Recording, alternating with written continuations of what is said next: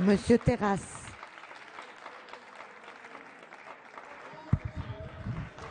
Oui, moi je voudrais vous dire au fond que si nous en sommes à délibérer sur le redécoupage des cantons à travers l'article 3, c'est parce qu'en 2009, l'opposition qui était la majorité d'hier avait elle-même voté un texte de loi.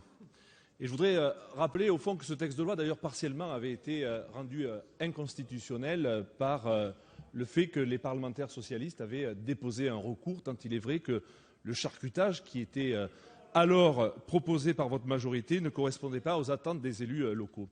S'agissant du canton, au fond, puisqu'on en parle beaucoup aujourd'hui, je suis allé sur Wikipédia à l'instant pour savoir comment le canton a été défini.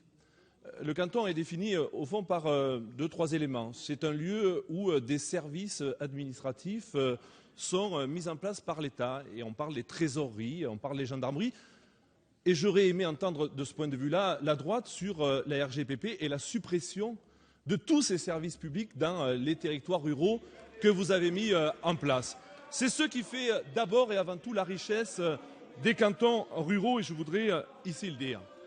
Deuxièmement, je voudrais prendre deux exemples, pas du département de l'Ardèche, mais d'un département voisin. Mes chers collègues, Morel-a-Lucie a parlé de la Lozère. Le texte que vous aviez alors fait voter Chrétien, à l'époque, et je parle sous le sceau des compétences du président Jacob, puisqu'à l'époque il exerçait cette fonction déjà. Pour la Lozère, par exemple, le texte qui avait été alors voté, je vous rappelle qu'il y a un peu plus de 68 000 habitants dans le département de la Lozère, si nous étions restés au texte qui était le vôtre, et je le dis à M. Morel-a-Lucie, ce n'était pas 15 ou 16 territoires, c'était 3 territoires. C'était 3 conseillers généraux pour le département de la Lozère. Qui défend ici la ruralité? Qui défend la ruralité ici? C'est ça la réalité que vous proposiez, puisque vous aviez décidé, évidemment, de mettre en place ce qu'on appelle le conseiller territorial. Pour le département de l'Ain, 577 000 habitants, 43 cantons. Actuellement, avec la loi que vous proposiez, c'était 28 cantons. Voilà la réalité du texte de loi qui était le vôtre. Qui défend la ruralité? Alors même que vous défendiez le conseiller territorial, je pense que ce texte, aujourd'hui, colle en réalité aux territoires ruraux.